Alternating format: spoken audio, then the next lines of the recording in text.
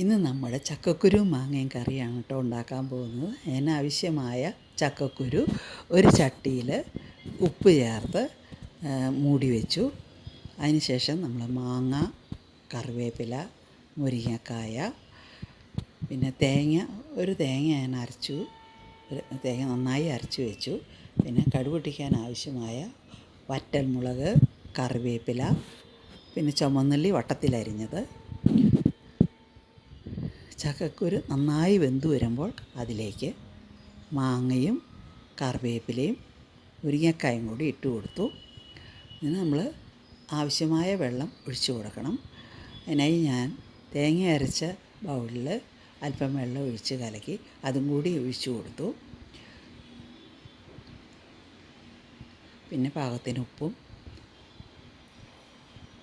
ഇതിലേക്ക് 1 ടീസ്പൂൺ മഞ്ഞൾപ്പൊടി, 1 table spoon മുളക് പൊടി, 1 ടേബിൾ സ്പൂൺ മല്ലിപ്പൊടി എന്നിവ ചേർത്ത് കൊടുത്ത് ഇളക്കി ഒന്നുകൂടി വേവിക്കണം. തേങ്ങ നമ്മൾ മാങ്ങയുടെ പുളി അനുസരിച്ച് തേങ്ങയുടെ അളവ് വ്യത്യാസപ്പെട്ടിരിക്കും. നല്ല പുളിയുള്ള നാട്ടുമാവാണെങ്കിൽ തേങ്ങ കൂടുതൽ വേണ്ടി വരും. മൂവാണ്ടൻ മാങ്ങയാണെങ്കിൽ പുളി പാകത്തിനായിരിക്കും. നന്നായി വെന്തു വരുമ്പോൾ അതിലേക്ക് നമ്മൾ അരച്ച് വെച്ചിരിക്കുന്ന തേങ്ങ ചേർത്ത് ഇളക്കി കൊടുക്കണം. അത് കഴിഞ്ഞ് കൂടുതൽ നേരം വേവേണ്ട ആവശ്യമില്ല. തേങ്ങ ചേർത്തതിന് ശേഷം കൂടുതൽ നേരം വേവണ്ട.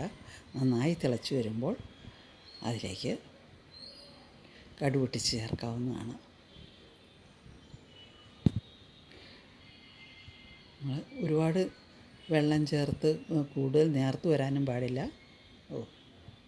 അതിൽ കടുക് ഉലുവയും പൊട്ടി കഴിയുമ്പോൾ അതിലേക്ക് അരിഞ്ഞു വെച്ചിരിക്കുന്ന ചുവന്നുള്ളി, വറ്റൽമുളക്, കറിവേപ്പില ഇവ ചേർത്ത് നന്നായി മൂത്ത് വരുമ്പോൾ നമ്മൾ തയ്യാറാക്കി വെച്ചിരിക്കുന്ന ആ കറി കൂട്ടിലേക്ക് ഇട്ട് കൊടുക്കണം. ഇപ്പോൾ നല്ല സ്വാദിഷ്ടമായ എല്ലാവർക്കും ഇഷ്ടപ്പെട്ട ഒരു കറിയാണല്ലോ ചക്കക്കുരു മാങ്ങയും മുരിങ്ങക്കായും വയ്ക്കുന്നത്.